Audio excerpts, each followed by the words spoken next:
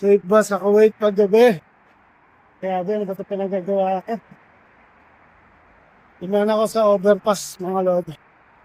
Mag-aalas 12 na ng gabi. Hindi ko alam kung ano nangyayari sa akin dito.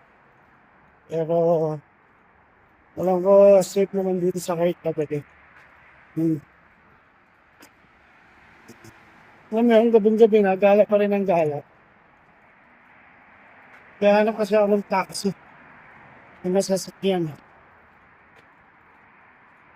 Well, yun. Grabe, napakadilim. Dito, may lodi.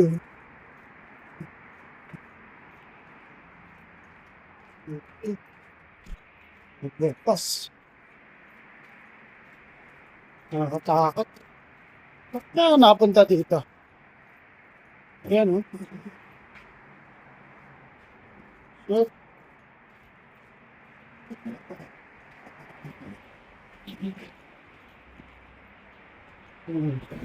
So yun nga mga lods, safe naman dito sa Kuwait kapag gabi. Napadaan lang ako dito dahil galing ako sa trabaho. 12 AM in the morning, tapos may dinaanan lang akong tropa. So yun, wala namang nangyari sa akin, and kahit napakadilim walang tao, medyo nakakatakot lang dahil syempre ikaw lang mag-isa dyan sa bridge. Ang taas niyan mga lods. Pero safe naman. OMG!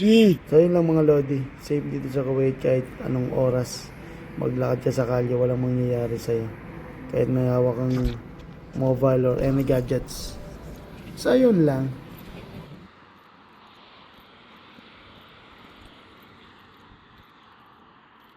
Sino ba? Stop.